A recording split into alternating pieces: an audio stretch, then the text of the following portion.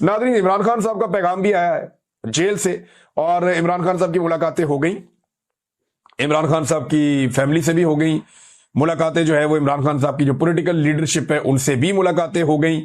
तो इमरान खान ने कहा कि एस्टेब्लिशमेंट से खुद बात करना चाहता हूं अगर वो तैयार है।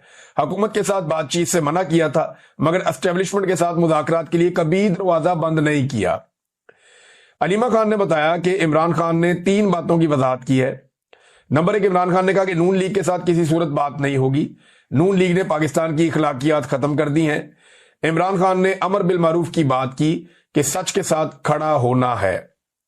अलीमा खान के मुताबिक इमरान खान ने कहा कि एनआरओ देने वाले सच कैसे बोलेंगे। इमरान खान ने यास्मीन राशिद और अंदलीब अब्बास की मिसाल दी और कहा कि यास्मीन राशिद ने प्रेस कॉन्फ्रेंस नहीं की, वो जेल में है, जबकि अंदलीब अब्बास ने आपके सामने प्रेस कॉन्फ्रेंस की, वो आजाद हैं। इमरान खान ने शाह महमूद कुरैशी की मिसाल दी साथ में कि देखें वो भी जेल में है, साइफर केस खत्म हो गया लेकिन वो अभी तक जेल में है, ये भी इमरान खान साहब ने कहा। इमरान खान ने कहा कि 26वीं आईनी तरमीम के बाद इंसाफ दफन हो चुका है।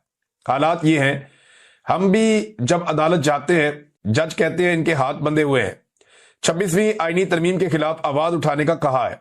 अगर एस्टेब्लिशमेंट बात करना चाहती है पाकिस्तान के बारे में तो इमरान खान साहब तैयार हैं। इमरान खान ने कहा कि पाकिस्तान के लिए बातचीत करने को तैयार हूं। लोग हमसे रोज पूछते हैं कोई डील होने लगी है। 26वीं आईनी तरमीम पर असेंबली में आवाज उठानी चाहिए। सलमान सफदर को इमरान खान ने कहा था कि अलकादर केस में सारी क़यादत आपको सपोर्ट करेगी।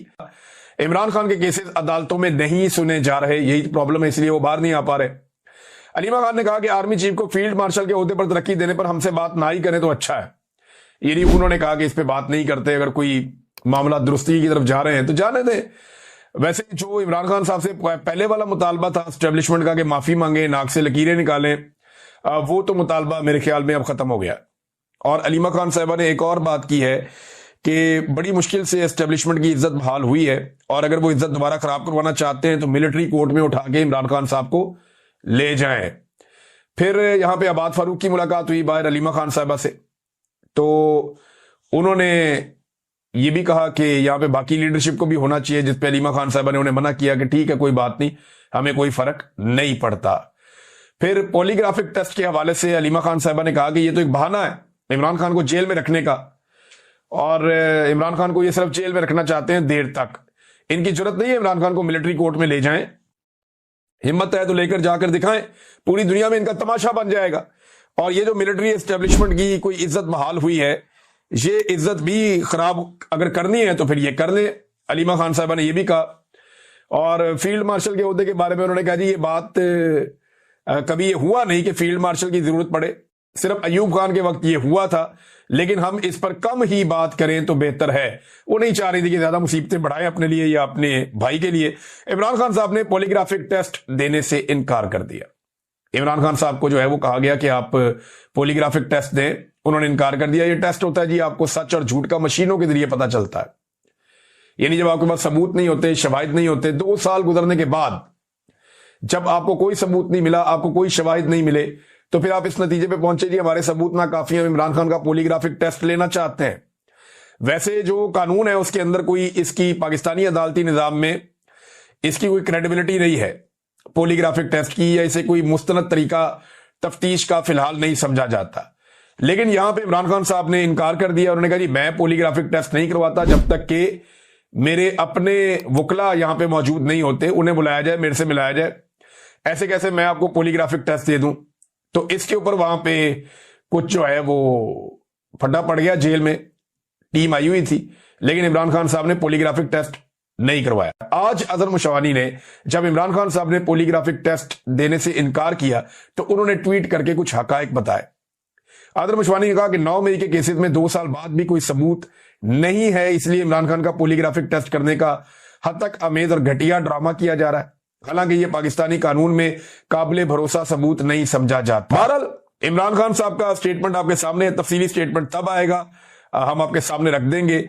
लेकिन पॉलीग्राफिक टेस्ट से इमरान खान साहब ने इनकार कर दिया। उनकी बहनों का स्टेटमेंट भी मैंने आप तक पहुंचा दिया। और एक खबर और है, लेकिन साथ ही साथ इमरान खान साहब ने चौथा गेयर लगाया हुआ है और 4x4 भी डाला हुआ है। तो खान साहब जो है वो अब बढ़ चढ़ के आ रहे हैं एहतजाजी तहरीक की तरफ। और इस मरतबा एहतजाजी तहरीक का जो लाया अमल है वो मुख्तलिफ होगा और एस्टेब्लिशमेंट को डिफरेंटली डील करना पड़ेगा। हुकूमत के तो बस की बात ही नहीं है। अगर ये हुकूमत होती और पीछे फौज ना होती या जो मिलिट्री एस्टेब्लिशमेंट की क़यादत है उन्होंने ये हुकूमत ना बनाई हुई होती और जिद ना पकड़ी हुई होती कि ये हुकूमत हमने चलानी है, तो इमरान खान जेल से बैठ के 15 मिनट में हुकूमत फारिग कर देता, जितनी उसके पास अवाम की मकबूलियत और ताकत।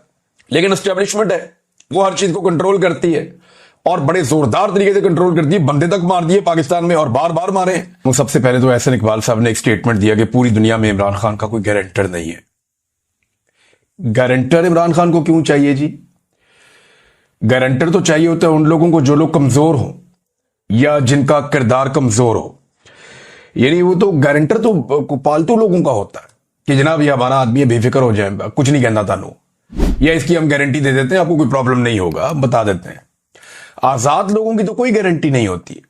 वो तो वही करते हैं जो उनका दिल करता है या वो वही करते हैं जो उनके उसूल कहते हैं।